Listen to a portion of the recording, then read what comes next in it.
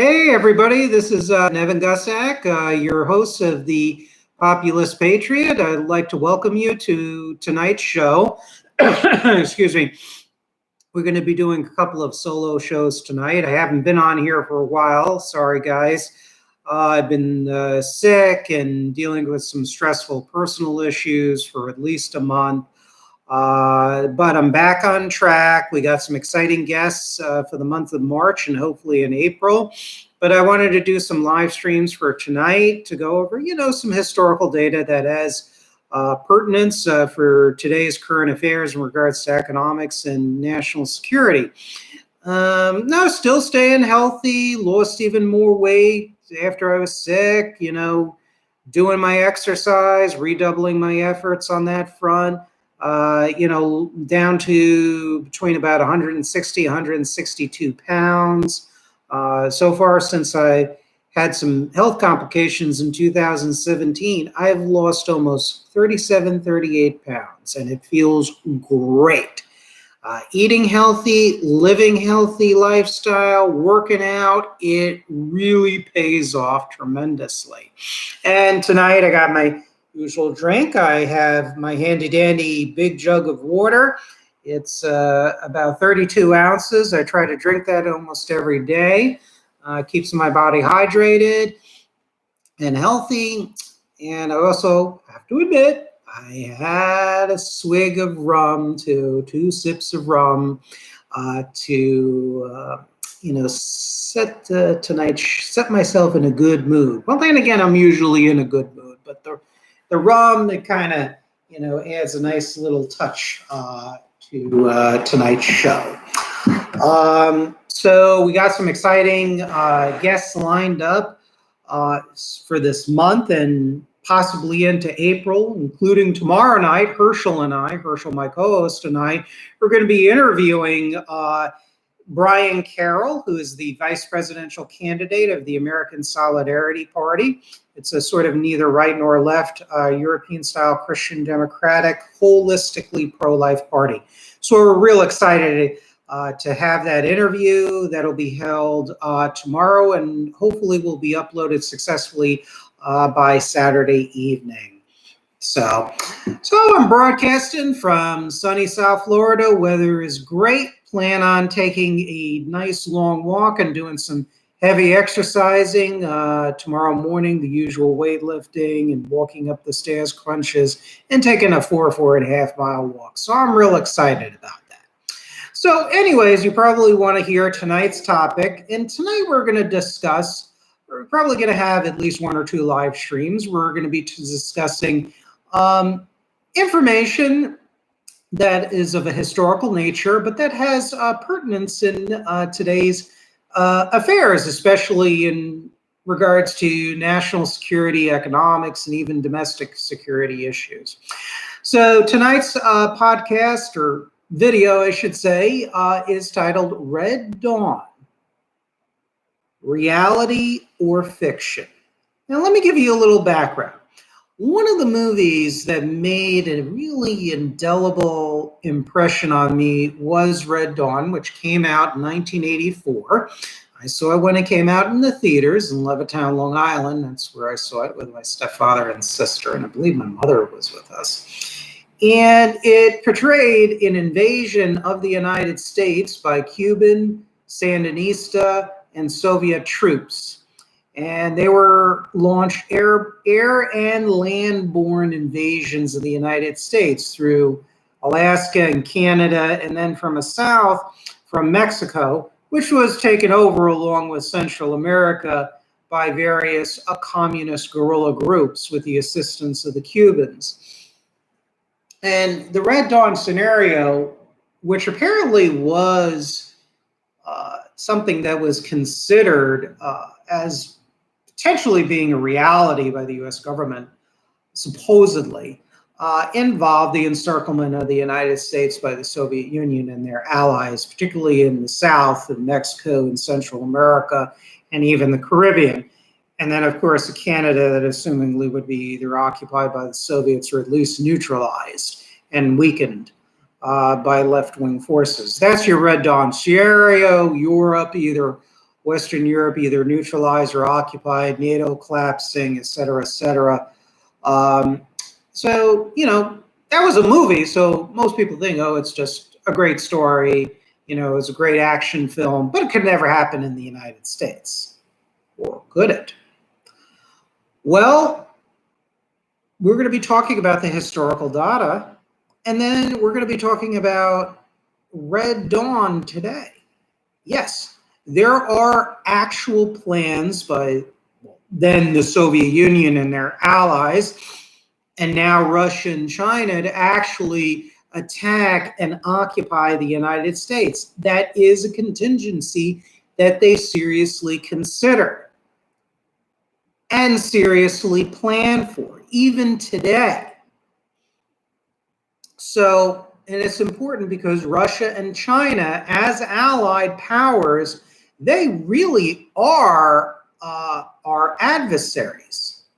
Now, the world conquest by communist forces has always been a part of the goals of the Soviet Union and other major communist powers. I mean, after all, Vladimir Lenin, who was the first dictator of the Soviet Union, stated in 1919, quote, "It is inconceivable for the Soviet Republic to exist alongside of the imperialist states," meaning the capitalist powers, United States, Britain, France, Germany, etc. "It is inconceivable for the Soviet Republic to exist alongside of the imperialist states for any length of time. One or the other must triumph in the end. And before that end comes, there will have to be a series of frightful collisions between the Soviet Republic and the bourgeois states." And in the same year, again, Lenin said, "It will not be long and we shall see the victory of communism in the entire world. We shall see the founding of a worldwide Federal Republic of Soviets." Nikolai Podvoisky, an official of the Collegium of the Commissariat of Military Affairs, that was a Soviet agency, wrote a series of articles in 1918 titled "The Supreme Military Inspection of the Workers' Peasants' Red Army." And he stated, "The Red Army must not stop halfway. It must plant its red banners over the entire world. Lenin has ordered us to create an army of 3 million by spring. A 3 million man army is necessary because through this war we shall construct our socialist world republic."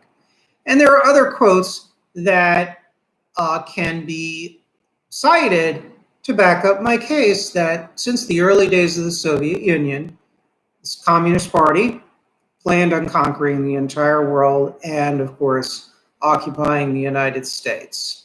But even flash forward to during the Cold War years, Mao Zedong, the dictator of communist China, said in 1958, "In the future, we will set up the Earth Control Committee and make a uniform plan for the Earth."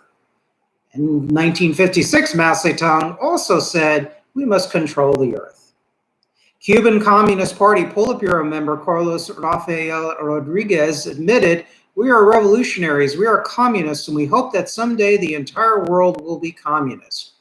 A Komsomol representative, that's the Soviet Communist Party Youth League, a Komsomol representative named Farkhad visited the US and admitted before a Soviet-American educational exchange group on March 4th, 1989, "You are all going to be communists within 50 years. Just remember that every society must be ready for communism, even America."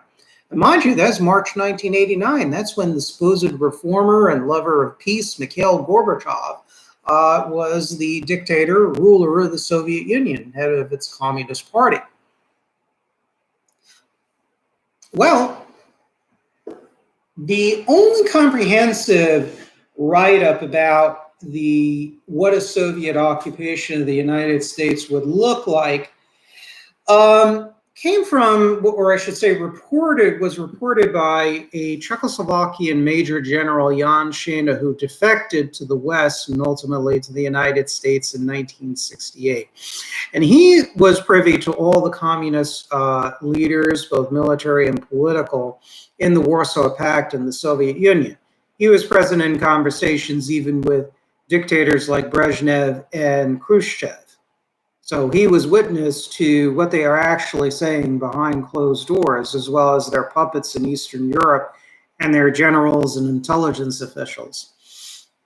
Well, General Shana revealed to Dr. Joseph D. Douglas Jr., who's a national security expert, one of the best, who really understood Soviet military strategy.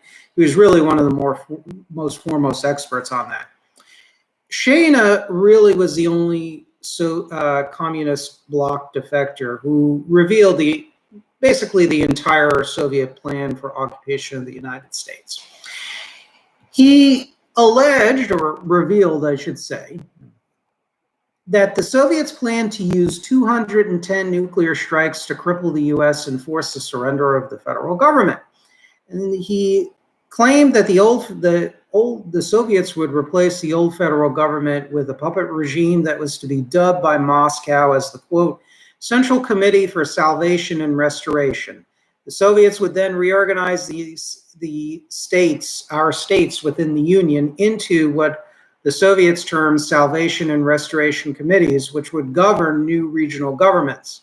And Shana revealed that the Salvation Committees would deceive the American people into believing that the United States retained its sovereignty under a Soviet occupation. The Salvation Committees would be tasked by Moscow to preach Soviet-American friendship and the benefits of an unconditional surrender to the Red Army.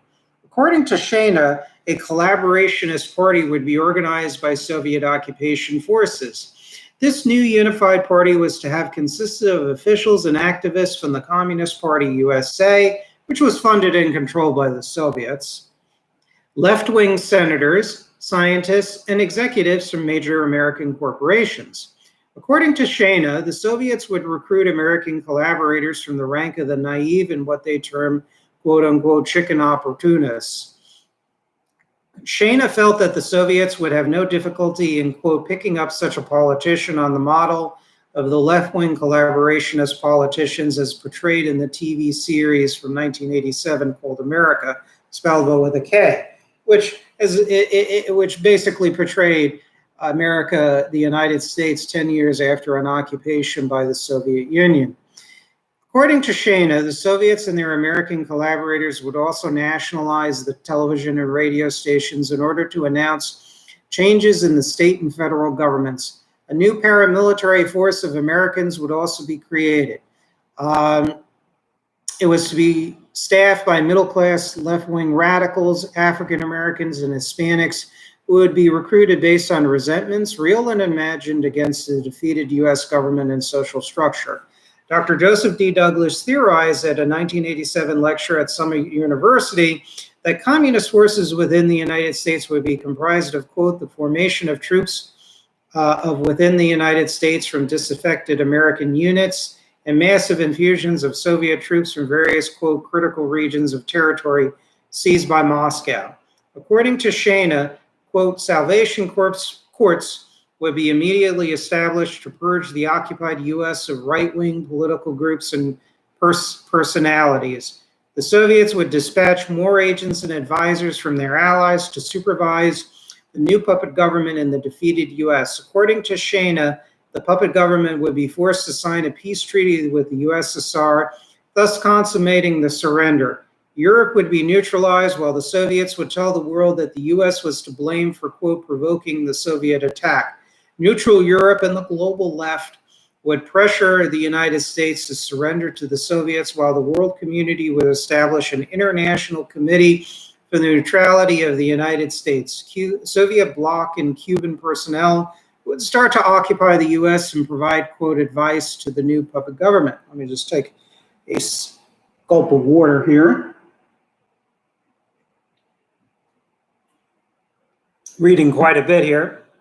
And there was also some evidence which pointed to the Cubans providing actual troop support in initial invasion of the U.S. In fact, the Cubans practiced for beach landings in Vietnam, in communist Vietnam.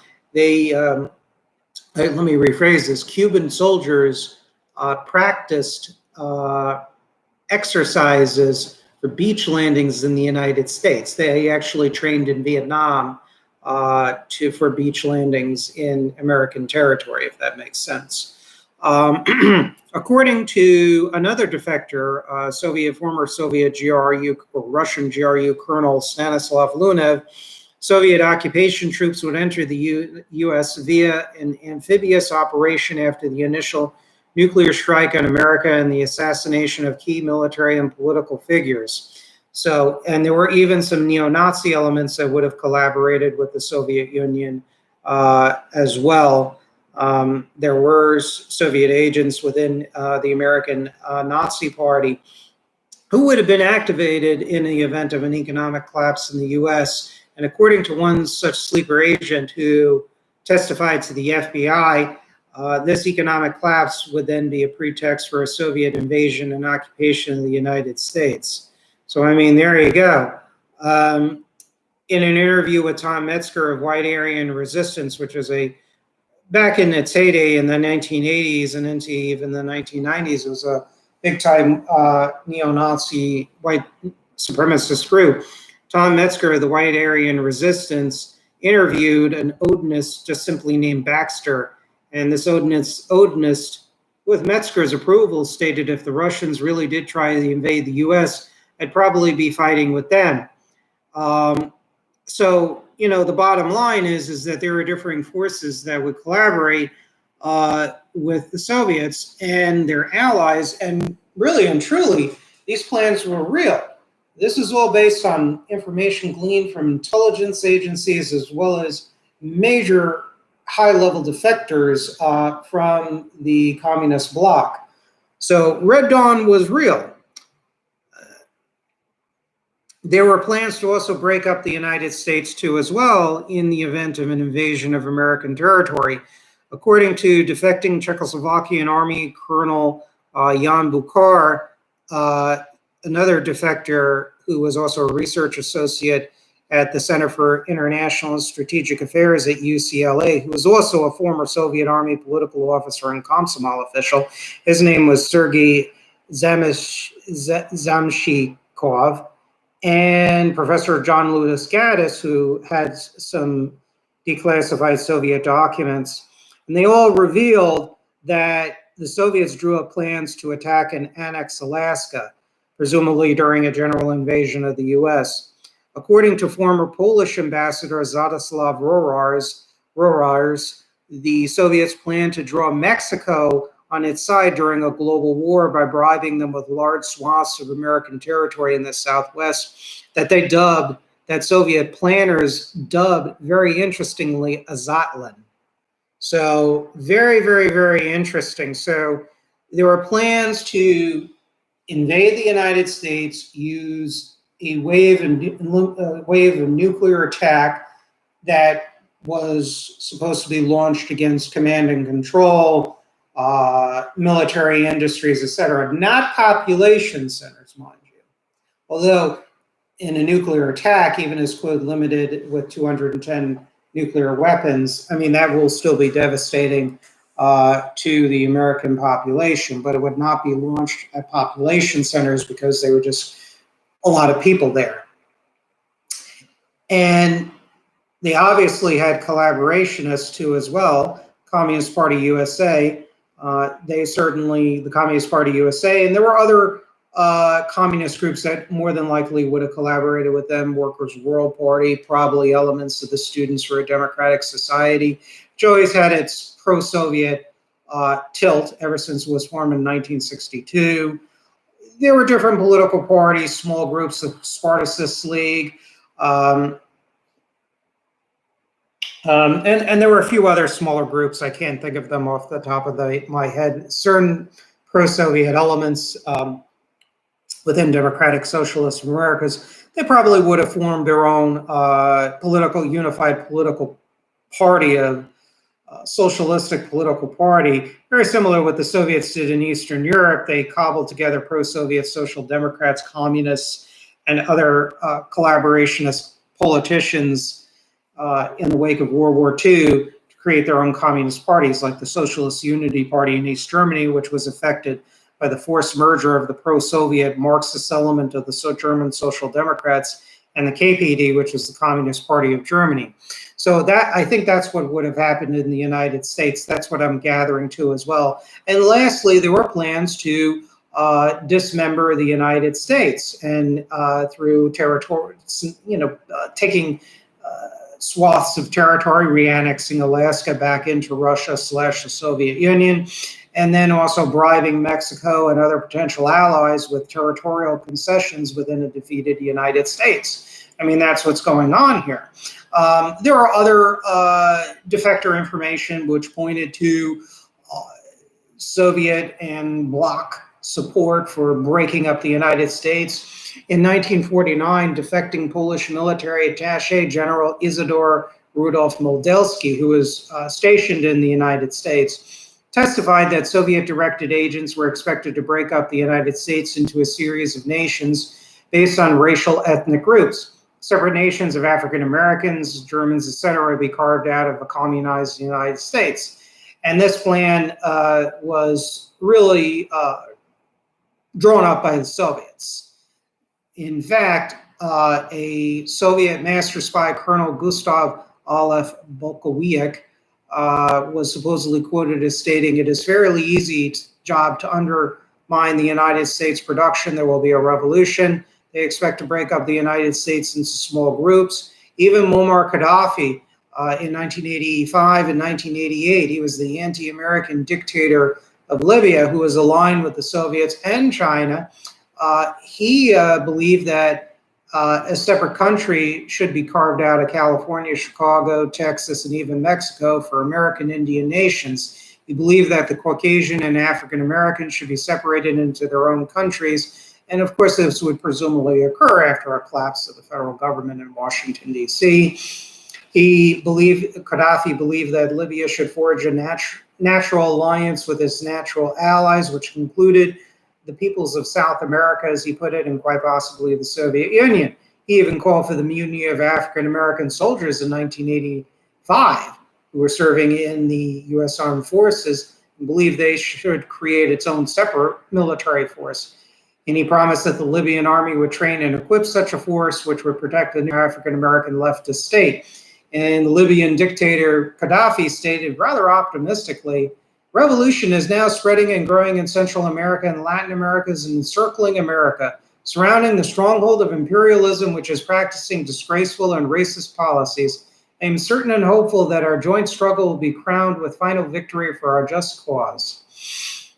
So, ladies and gentlemen, Red Dawn is real, and I can continue to read and more information, and I will, to prove my point here.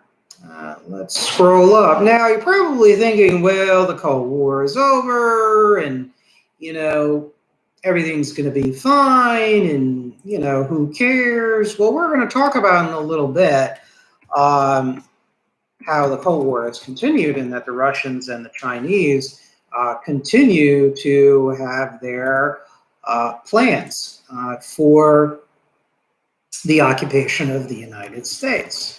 So, we're going to be talking about this. And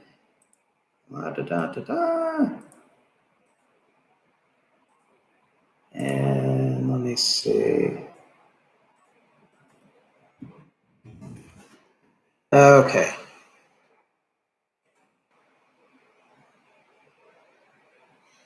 Now, you're probably thinking, well, who would collaborate in the extreme left? I mean, because we talked about what Shana said, that the Communist Party USA would collaborate, along with big capitalists and left-wing senators and scientists. Well, there's plenty of evidence to show that various communists and even left-wing groups, some of them at least, would openly cooperate.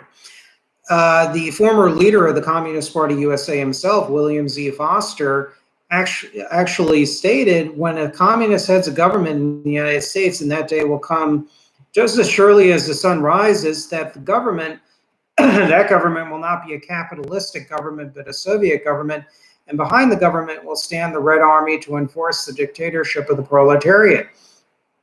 And in fact, during the 1930s, the CPUSA Oath of Allegiance stated, I pledge myself to rally the masses to defend the Soviet Union, the land of victorious socialism.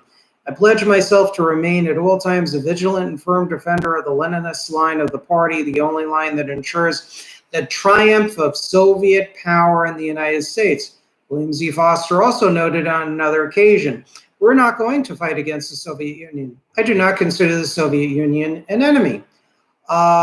In 1949, a Communist Party USA supporter and probable secret member and Stalinist fellow traveler Paul Robeson, who was a prominent and well-known singer, he asserted at the first meeting of the Soviet Front World Peace Council, quote, "It is unthinkable that American Negroes could go to war on behalf of those who have oppressed them for generations against the Soviet Union, which in one generation has raised our people to full human dignity." So Robeson was actually calling for outright treason and rebellion in the event of World War III with the Soviet Union during the early years of the Cold War. And of course, the United States at that time was plagued by very real, very intense racism throughout the country, particularly in the southern states. So, the very real racism which exists in the U.S. at that time did not exactly provide an atmosphere where African Americans could be loyal even to our constitutional republic. So we had these injustices really that were, and still today can be exploited by the Soviets and now the Russians and the Chinese and their allies to the detriment to the United States. But there are many other instances of communist treason in the event of a Red Dawn scenario. The Maoist, Communist, and Progressive Labor Party pledged to support China by organizing underground sabotage operations in the event of a war with the U.S. Juan Marie Bras, who is the secretary of the pro-independence movement in Puerto Rico, or MPI, which was supported by the Cubans, noted in a speech in January 1967, just as imperialism uses Puerto Rico as a bridgehead for its penetration into Latin America, this imperialism means the United States, so will the MPI offer itself as a bridge over which world revolution can penetrate into the United States. In 1970, Venceremos Brigade member Julie Nickerman admitted to the Cuban military magazine Verde Olivo that, meaning olive green, that's what it translates to from Spanish. Julie Nickerman admitted to the Cuban military magazine Verde Olivo that the organization's mission was, quote, to destroy the imperialist monster from within as the rest of the peoples of the world are doing from outside. And that strategy was confirmed by former Black Panther Party Minister of Information Eldridge Cleaver, who met Soviet and Chinese military commanders at cocktail parties. And Cleaver recalled how these commanders exchanged toasts over sneak attack plans against the U.S. According to Cleaver, the Soviets and Chinese would capture much of the Third World, thereby isolating the U.S. As a result, America would collapse and revolutionaries within the U.S. would seize power. And Cleaver, even before breaking with Marxism-Leninism and the Black Panther Party, Cleaver himself made very, very similar statements when traveling to different communist countries. At a September 1969 international conference on tasks of journalists of the whole world in their fight against U.S. imperialist aggression in North Korea, that's the actual name of a conference, that jawbreaker of a name there, Cleaver himself proclaimed, the revolutionary forces inside the United States must be supported by the revolutionary peoples of the whole world, meaning the Soviets, the Chinese, North Koreans, etc., because the people outside of the United States will slice the tentacles of, the hideous octopus of U.S. oppression. The revolutionaries inside the United States will cut out its imperialist heart and give the decisive death blow to U.S. fascism and imperialism. Upon eviction of the police during the Civil War in the United States, the Black Panthers planned on carving out so-called liberated zones in the U.S. where Chinese, North Vietnamese, and North Korean troops would be brought in to occupy these captured areas. Larry Grathwall, who was an FBI infiltrator in the Weatherman, then the Weather Underground, recalled how the group's leadership, Jeff Jones, Bill Ayers, Bernardine Dohrn, etc., expected that the Cubans, Soviets, North Vietnamese, and the Chinese would occupy, quote, different portions of the United States after the Weathermen seized power. According to Grathwall, the Weatherman leadership intended to imprison millions of American citizens in so-called re-education camps and the southwestern portions of the United States. The Weathermen also estimated that they would have to murder 25 million so-called diehard capitalists in order to protect their revolution against what they called the counter-revolution. Rathwell recalled how the Weathermen would strictly control all individual thought and movement of American citizens. Marxist propaganda was to be disseminated by radio, TV, and the newspapers, while all spectator sports would be banned. And I could go on and on about these, these different points. I mean, going into the 1980s,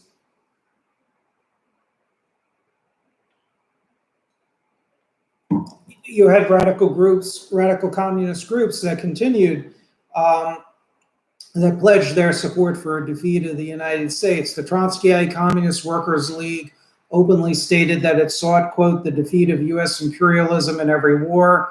Another Trotskyite group, the Spartacist League, they were outright supporters of the Soviets acquiring hydrogen bombs and atomic bombs. They praised the Soviet invasion of Afghanistan.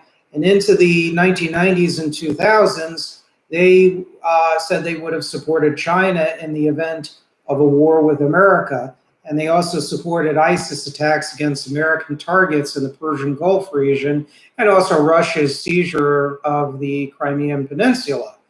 The Workers' World Party, quote, defends all the socialist countries unconditionally against imperialism and internal reaction, notwithstanding any differences it may have with the policies of the leader.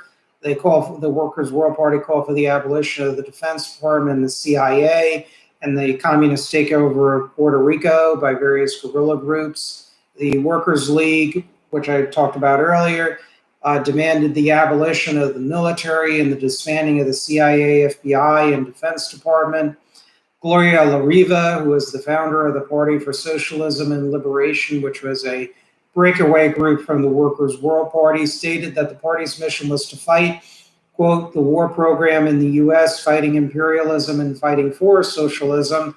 Bob Ostertag of the Salvadoran Communist FMLN Guerrilla Front Group Committee in Solidarity with the People of El Salvador, also known as CISPAs, openly supported the defeat of the United States, as they termed it. The Line of the March, which was another communist organization, backed various communist takeovers worldwide. The list goes on and on and on. I mean, there's just so much here.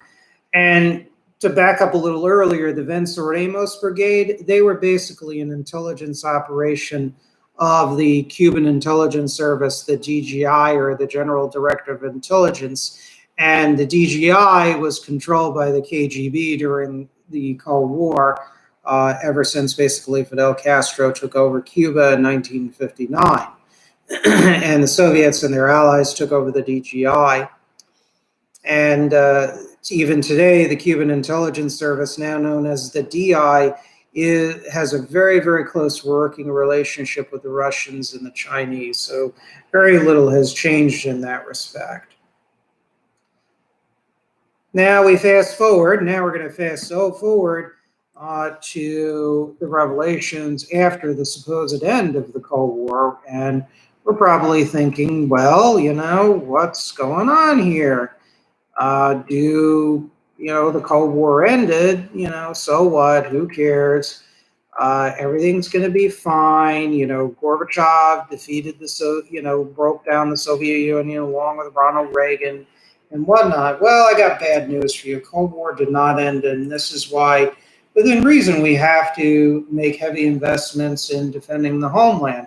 And that includes beefing up our civil defense, beefing up our domestic manufacturing capabilities on all fronts, especially our defense industrial base, securing the morale of the population right now in peacetime, which, of course, the reactionary teabagger, conservative globalists, and libertarians and the corporate Democrats are doing a crappy job in, because they keep on basically shitting on the people when it comes to policy, and also missile defense, and reach parity, if not superiority, in regards to the number of tanks, artillery, submarines, aircraft carriers, etc. But we also have to, of course, be mindful of how much we spend on these weapon systems. We can't let waste, fraud, and abuse of funds and unaccounted for monies plague the DoD, and we can't let defense contractors hog the entire table of military policy, and particularly procurement. So, but ever since supposedly the Cold War ended with the fall of the Soviet Union, December 25th, 1991, we thought we have a peaceful world. Unfortunately, it's not the case. Russia regrouped itself, the communist apparatus hid in the background, but still control things from behind the scenes, as we've talked about in other shows, and as I've discussed in my book, Turning the Page, as well as my book on the Gorbachev-Yeltsin-Putin deception. So, there was a Soviet or a Russian military defector. He served in the Soviet-era GRU and then continued to serve under a little bit of Boris Yeltsin's presidency. He was a GRU colonel, Stanislav Lunev, and he defected in 1992. And he revealed to the geopolitical analyst J.R. Nyquist that he actually personally witnessed the Russian general staff revising the war plan against the United States. Communist China, which the Soviets reopenly launched a rapprochement with and reestablished a quasi-alliance with China back in 1989 with the Gorbachev-Deng Xiaoping summit. The Russians delegated to Communist China the invasion of the lower 48 states in the U.S. by PLA troops, while Alaska would be re-annexed by Russian forces. ICBMs from the Russian strategic rocket forces would decimate our command and control and major strategic assets, meaning our ICBMs, meaning intercontinental ballistic missiles, naval bases, strategic air command facilities, etc. Various third world nations, presumably ones that were anti-American, would be invited for what the Russian war planners refer to as, quote, looting rights. Very similar to what the Nazis did and the Japanese did during World War II and even before World War II in Asia and Europe, and also what the Soviets did to Eastern and Central Europe in the closing year or months of World War II and into the late 1940s and their Eastern European satellites. They just took a lot of equipment, a lot of wealth. They took technology that was available from Eastern European countries and brought it back to the Soviet Union. It was basically looting under the, and they would, probably the Russians would have called it, in an occupied United States, they would have called it economic cooperation or reparations. In fact, that's what the Soviets called it in Eastern Europe, reparations. And economic cooperation. Now, who would those countries be? Well, when I asked J.R. Nyquist if Lunev elaborated on that, he said that Lunev did not elaborate which third world countries would be invited in for looting rights. But we can take some guesses. In 1992, which countries were considered anti-American? Well, you had Cuba, you had Iraq under Saddam Hussein, you had Iran, which was the Islamic Republic even then as it is now. You have Syria under the control of the Baathists. You have Libya under control of Qaddafi. You have Zimbabwe, which was under the control of Robert Mugabe, and that was a Marxist-Leninist dictatorship. You had Burma, also known as Myanmar, under the control of the State Law and Order Restoration Council, which was anti-American and aligned with countries like China. You had Vietnam. You had Laos. You had North Korea. You had Yugoslavia, which is under the control of Slobodan Milosevic. He was a communist leader, created the successor party known as the Socialist Party of Serbia. Eventually, you would have Belarus, which would be basically back openly in the communist camp under President Lukashenko, who was basically an unreconstructed communist. So you had a variety of countries, I'm sure I'm missing a few, that would have joined the Soviets or joined the Russians under Yeltsin and China under the Communist Party in invading and looting the United States. And interestingly enough, Lunev's revelations was seen to be confirmed by another source. In a section of his secret speech, General Chi Hao-shin confirmed Lunev's revelations that Russia would occupy parts of Canada and Alaska. And General Chi Hao-shin, who was a major Chinese military general, was in Chinese military, the People's Liberation Army, since literally the Korean War, if not before the Korean War. He was an old line Maoist, and he became the head of the Central Military Commission. And he said in this secret speech, over these years, according to Comrade Xiaoping, meaning the leader, Deng Xiaoping's arrangement, quote, a large piece of our territory in the north has been given up to Russia. Do you really think our party central committee is a fool? They consider the United States their territory. The Chinese consider the United States their territory in the north.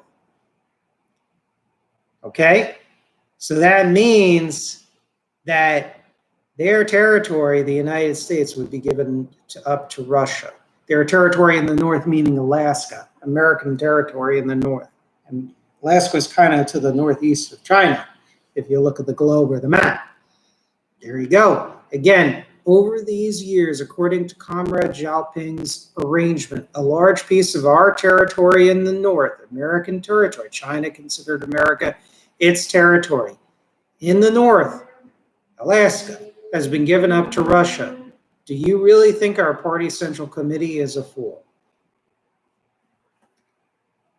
That text of that speech, General Chi Haoxin also stated that they would invade the lower 48 of the United States. They would, because China had a population problem.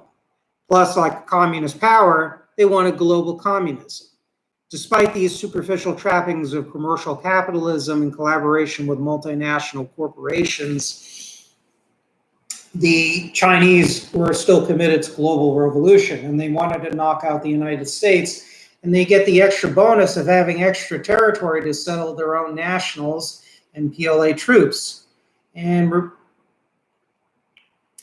what they would do with the American population is they would use biological warfare to defeat the United States and to kill off the majority of the American population. The Chinese were still, even in the 1990s, they were still committed to global communism. In fact, a Republican Party delegation in a visit to China, led by Clark Bowers, who was the head of the GOP delegation, asked Mo Shu-song, who's a top Chinese Communist Party official, the following question. Is the long-term aim of the Chinese Communist Party still world communism? Mo Shu-song then ominously replied to Bowers, yes, of course, that is the reason we exist. There was illustrations in the state-owned Chinese Communist newspaper, the Global Times, which ran an article with graphics and illustrations which showed damage projections for Seattle and Los Angeles after being hit by Chinese nuclear missiles. There's a lot of detail on that. According to an annual report of the DoD to Congress, Chinese bombers were training to attack American and Allied targets in the Pacific Ocean region. Beijing was also training PLA ground forces to, quote, fight and win. While filming a Chinese naval maneuver, a BBC crew interviewed PLA sailors who claimed that they were, quote, practicing for the invasion of America. When the interview was aired, the Chinese communists got really pissed, and they demanded that the BBC rescind their intent to air the interview with the sailors. And of course, unfortunately, not surprisingly, the BBC complied. I mean, of course, because China was a growing power. Britain had a lot of trade with them, thanks to labor governments. And then, of course, teabagger, globalist, libertarian Thatcher continued to put Labor Party collaboration with Communist China on steroids. And the rest of the neoliberals and teabagger conservatives in Britain, including teabagger Boris Johnson, they're just deepening the commitments and trade with China and Russia. But that's what happens when you get free trade teabagger globalists running the store. Basically, everything's about the bottom line with those people. So that's one of the reasons why I've really really lost a lot of respect for such forces, despite my agreement on certain issues of principle. So you're probably thinking, why am I reading all this information? Well, America's in trouble. We are really in deep doo-doo right now. Really, really, really in deep doo-doo. In the United States, more and more people, younger people, they're gravitating towards socialism. They're gravitating towards communism. People are getting alienated from our economic and political system, and frankly, understandably, and even rightfully so.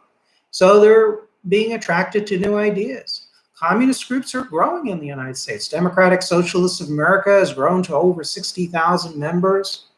I mean, that's not an inconsiderable number of people. And that group is radicalized more and more and more and more with each passing year. You have the Communist Party USA, a small group, but they've grown and had a new lease on life with when Donald Trump became the president. And as conditions continue to deteriorate in the United States economically for quite a few people, more and more people will probably join that party. And, other groups that are out there too as well. So you have different groups that would certainly collaborate with the Chinese and the Russians. You would have Communist Party USA, the Workers' World Party. You would have elements probably of the Democratic Socialists of America. You have the Party of Socialism and Liberation, as we talked about before. You have another group formerly known as the Freedom Road Socialist Organization, which is now known as the Liberation Road. They're very, very pro-PRC. They're very favorable to China and very anti-American. You have all these different organizations that are out there, and, cobble them together. Remember, these are organized revolutionary groups. Remember, in Russia, by the dawn of the Bolshevik Revolution of November 1917, Russia had 91 million people as a population. It was huge territory, even bigger than the United States. And the number of Bolsheviks was only 200,000. So what really could happen in the United States, you will get collaborators. You probably will have some of the teabaggers and conservatives that will join them. Who I would speculate, well, people generally, I would consider opportunistic, or just who have very long ties or financial interests with the People's Republic of China. And there are Republican politicians and teabagger politicians that have economic ties with China. Doesn't mean they'll collaborate, but you look at the history of collaboration with totalitarian states like, the Axis powers during World War II. In France, for example, you had a lot of these individuals in the French elite who were industrialists and businessmen. They were fooled they were fooled into thinking Nazi Germany was, protecting capitalism, and other industrialists liked Nazi-style socialism because it was efficient and united employers and workers together and created this new form of socialism and discipline. Well, whatever the case may be, these people who traded with Germany and favored with Germany in the years preceding World War II were then the ones who were joining the collaborationist government and organizations and producing for the German war effort in these different friendship groups in France that were aligned with Germany and everything else. So the historical patterns are there.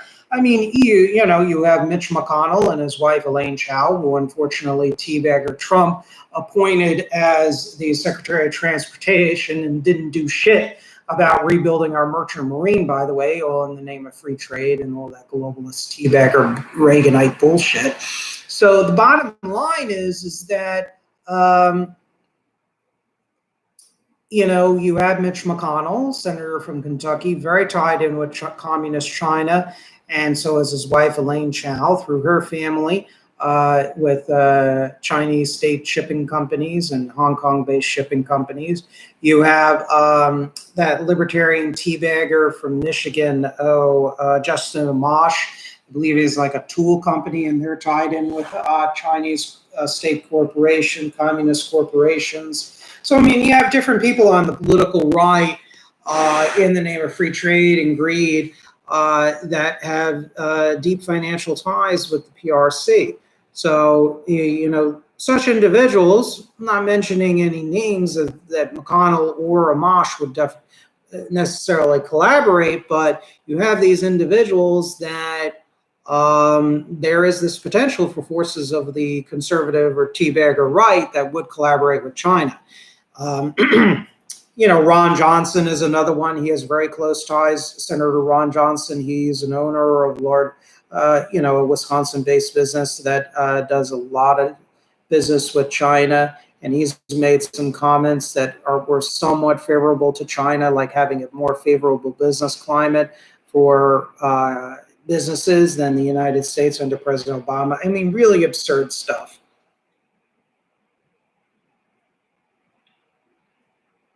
Scott Walker, the teabagger governor of Wisconsin, he wore a lapel pin at a trade mission to China with an American flag and a communist Chinese flag twinned together.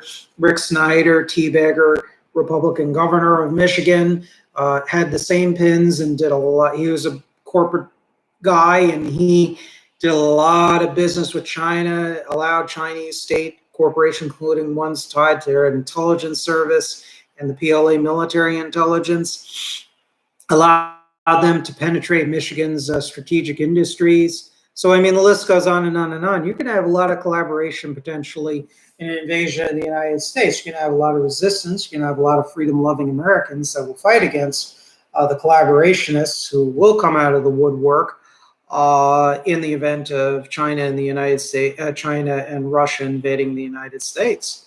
So, this is what's going on here. And this is one of the reasons why I became a populist and a radical civic nationalist, is because those are the only forces that are capable of taking a whole of government strategy to prepare the United States for the possibility of an attack by Russia and China. You can't do it on limited government teabaggery. Obviously, we don't want to become a socialist state. But we need a more authoritative state to keep the private sector oligarchs in check. At the same time, notwithstanding our commitment to free speech, we have to have congressional committees and domestic intelligence services do a serious job in exposing these various communist subversive groups. Now, I don't know why Alexa is doing this, or Siri. Oh, shut up, Siri. I don't know why it just came off. That is so annoying. And that was so random. Very, very annoying. So anyways, we need to have this layers of internal security. And that means having hearings on the subversive plots and collaboration with hostile foreign powers by groups like the Workers' World Party or the Communist Party USA, the Freedom Road Socialist organizations. House Intelligence and Senate Intelligence and Homeland Securities need to investigate it. And then there needs to be a counter-propaganda effort to inform the American people, should be the job of the federal government, to let them know really what these groups are up to. And look, I have no problem with these groups having free speech rights. But once they engage in plotting against the United States, particularly a violent overthrow or collaborating with hostile foreign powers, game over. Then you need to be investigated, you need to be watched, and you need to be exposed to as well. But preparing against the onslaught of Russia and China and their allies throughout the world and within the United States, it's not just a law enforcement matter. It's not only an intelligence matter. As I've mentioned many times before, this is what the conservatives and the good Tea Party type anti-communists like Nyquist and Trevor Loudon and others, what they really don't in the United States. And we have to now take care of enacting progressive reforms to the American political and economic system, maintaining capitalism, maintaining a large level of constitutional republic or democracy, but reform it in such a way that it will become much more impervious to collapsing morale and an actual governmental collapse and just having more and more illegitimacy in the eyes of the people. So I just wanted to do this podcast more of a historical note and to just share some thoughts and share some data with you all. And I think I'll probably do another live stream in a little bit later tonight. Got to do some laundry, take some more drinks of some water. And I thank you all for spending time listening to what I have to say. Thank you much, and I will see you later.